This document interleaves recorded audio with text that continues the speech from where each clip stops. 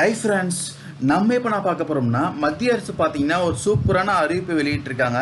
என்னன்னு கேட்டிங்கன்னா 2019-20ஆம் ஆண்டுக்கான 10 மாத மொழியியல் பயிற்சிக்கு அனௌன்ஸ் பண்ணியிருக்காங்க.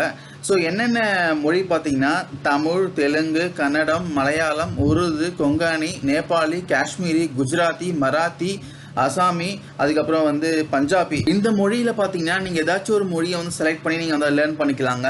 ஸோ இதுக்கு யாரெல்லாம் அப்ளை பண்ணலாம் பார்த்தீங்கன்னா தற்போது பணியில் உள்ள ஆசிரியர்கள் அப்ளை பண்ணலாங்க. அதாவது 6ஆம் வகுப்பு முதல் 10ஆம் வகுப்பு வரை கற்பிக்கும் மாநில மத்திய அரசின் உதவி பெறும் ஆசிரியர்களும் ஆகட்டும், நிதி உதவி பெறும் ஆசிரியர்களும் ஆகட்டும் அப்ளை பண்ணலாங்க.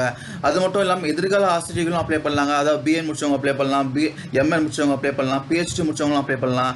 அது மட்டும் இல்லாமல் டிகிரி முடிச்சவங்களும் அப்ளை பண்ணலாங்க.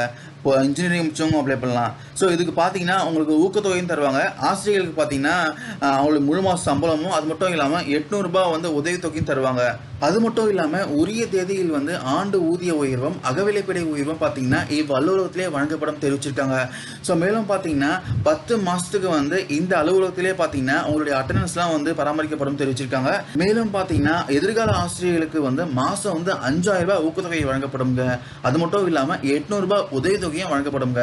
ஸோ இது பார்த்தீங்கன்னா இந்த பிஎட், எம்எட், பிஹெச்டி முடிச்சவங்களுக்கு இது தருவாங்க. அதுக்கப்புறம் பொது பட்டதாரிகள்லாம் பார்த்தீங்கன்னா மாதம் 800 ரூபாய் உதவித்தொகையை வழங்கப்படும் தெரிவிச்சிருக்காங்க.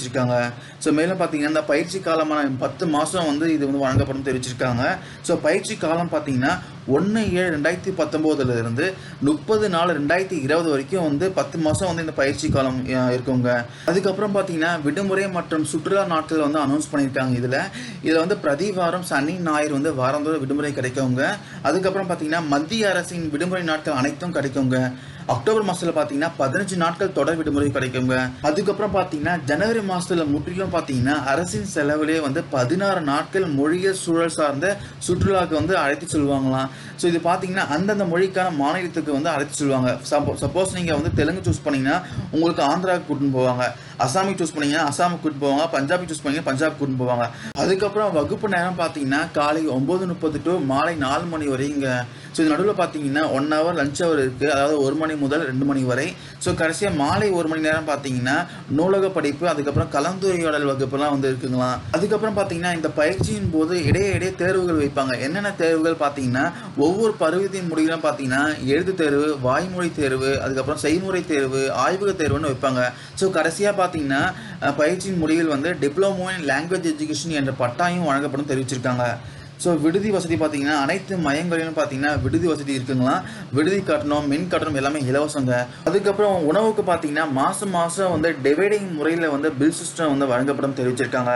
வேற என்ன வசதி இருக்குன்னு பார்த்தீங்கன்னா உங்களுக்கு இங்கே அருமையான நூலக வசதியும், மொழியியல் ஆய்வக வசதியும், விளையாட்டு உபகரணங்கள், மைதானங்கள்லாம் இருக்குங்களா.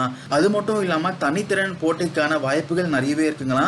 மத்திய மொழியியல் நிறுவனத்தால் பார்த்தீங்கன்னா வெளியிடப்படும் இந்த மொழிபெயர்ப்பு, அப்புறம் திறனாய்வு, செய்யுள், மொழியியல், அகராதி, பாடல்கள் எல்லாத்துக்கும் பார்த்தீங்கன்னா அனைத்து நூல்களுக்கும் பார்த்தீங்கன்னா 50% மானியம் கிடைக்குமா. இதுக்கு எப்படி அப்ளை பண்ண பார்த்தீங்கன்னா இந்த வெப்சைட்டில் அப்ளிகேஷன் கொடுத்துருக்காங்க. அதை டவுன்லோட் பண்ணி ஃபில் பண்ணி ஒரு அட்ரஸ்க்கு நீங்கள் அனுப்பணும். கூடவே பார்த்தீங்கன்னா உங்களுடைய எஜுகேஷன் சர்டிஃபிகேட்லாம் அட்டாச் பண்ணி அனுப்பணுங்க.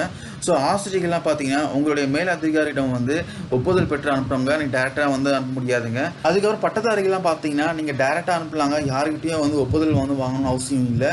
அப்புறம் பிஹெச்டி மாணவர்கள்லாம் பார்த்தீங்கன்னா கண்டிப்பாக நீங்கள் இந்த உங்களுடைய வழிகாட்டி முனைவரிடம் கையெழுத்து வாங்கி அனுப்பணுங்க. அவங்களோட அனுமதி இருந்தால் மட்டும் தான் அனுப்ப முடியும்.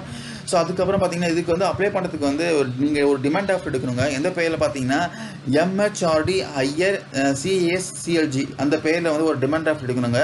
ஸோ எடுத்துகிட்டு புதுடெல்லியில் நீங்கள் செலுத்தத்தக்க வகையில் அந்த டிமாண்ட் ஆஃப் எடுக்கணுங்க. ஸோ பேயபிள் அட் நியூ டெல்லிக்கு அப்படின்னு எடுக்கணுங்க நீங்கள். ஸோ இதுக்கு அப்ளை பண்ணதுக்கு பார்த்தீங்கன்னா கடைசியில் பார்த்தீங்கன்னா 30/4/2019 அப்ளை பண்ணியிருக்கணும். ஸோ அதுக்கப்புறம் பார்த்தீங்கன்னா நீங்கள் அனுப்புகிற அப்ளிகேஷனில் உங்களுடைய உடற்தகுதிக்கான சான்றிதழ் மருத்துவரிடம் வாங்கி அதுவும் அட்டாச் பண்ணி அனுப்பணுங்க. ஸோ இவ்வளோதாங்க. இந்த படிப்புக்கான லிங்க் பார்த்தீங்கன்னா கீழே டிஸ்கிரிப்ஷனில் கொடுத்தா செக் பண்ணி பாருங்கள். ஸோ அதில் போய்ட்டு நீங்கள் அப்ளிகேஷன் டவுன்லோட் பண்ணி அப்ளிகேஷன் ஃபுல்லாக ஃபில் பண்ணி எஜுகேஷன் சர்டிஃபிகேட் அட்டாச் பண்ணி நீங்கள் அந்த அட்ரஸ்க்கு அனுப்பிச்சிருங்க. அவ்வளோதாங்க. ஸோ இந்த தகவல் ரொம்பவே யூஸ்ஃபுல்லாக இருக்கும்னு நினைக்கிறேன். Thank you guys.